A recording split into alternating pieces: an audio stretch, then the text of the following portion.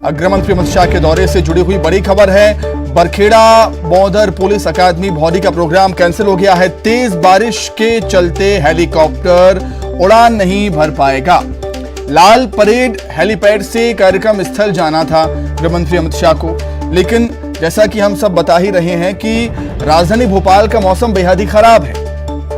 National forensic science university campus के भूमि पूजन का कार्यक्रम था। अब वर्चुअली भूमि पूजन करेंगे अमित शाह।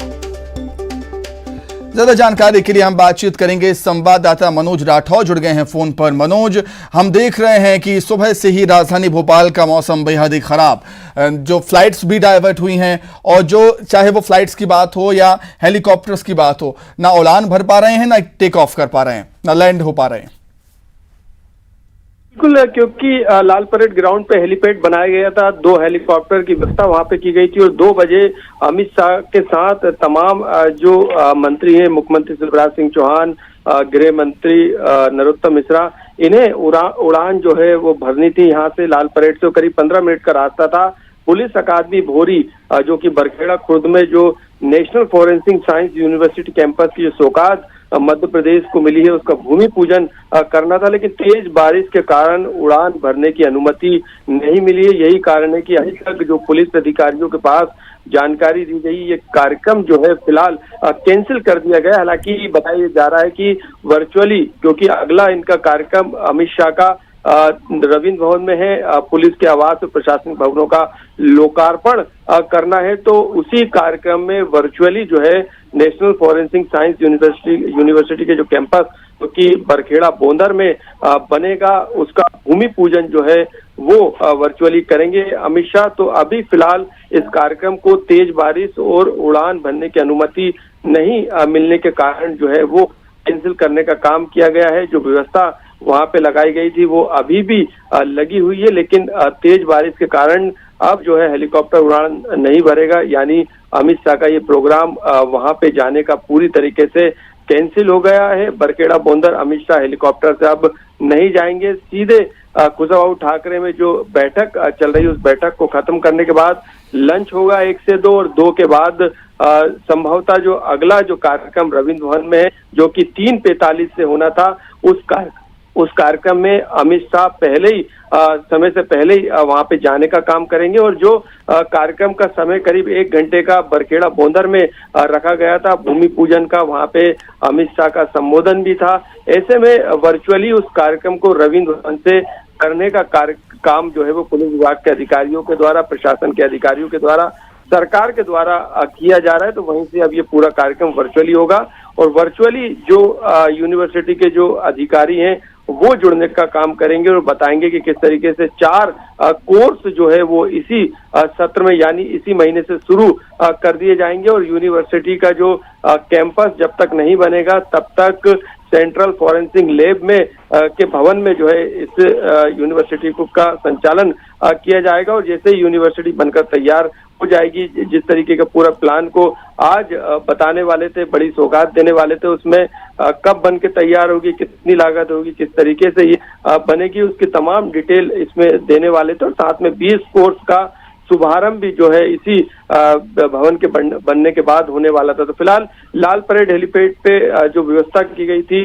जो हेलीकॉप्टर से बरखेड़ा बौंदर जाने का जो प्रोग्राम था, फिलहाल वो कैंसिल हो गया। लेकिन भूमि पूजन का कार्यक्रम वर्चुअली रविंद्र भवन से जो अभी संभवतः जानकारी आई है वो बनाया गया है।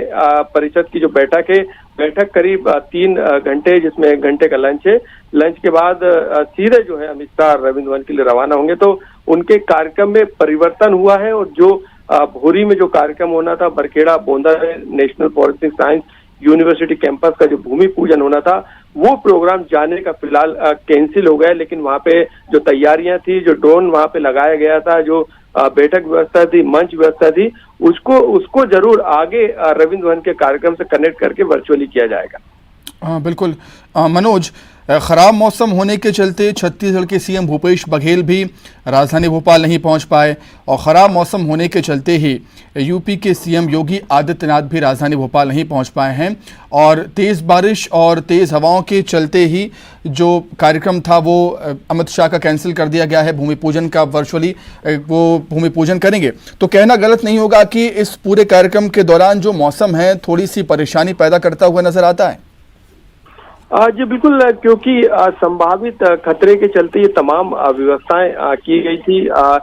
रेड जोन घोषित किया गया था, सभी कार्यक्रम स्थलों से 3 किलोमीटर नो फ्लाई जोन भी जो है वो घोषित किया गया था धारा 144 के तहत।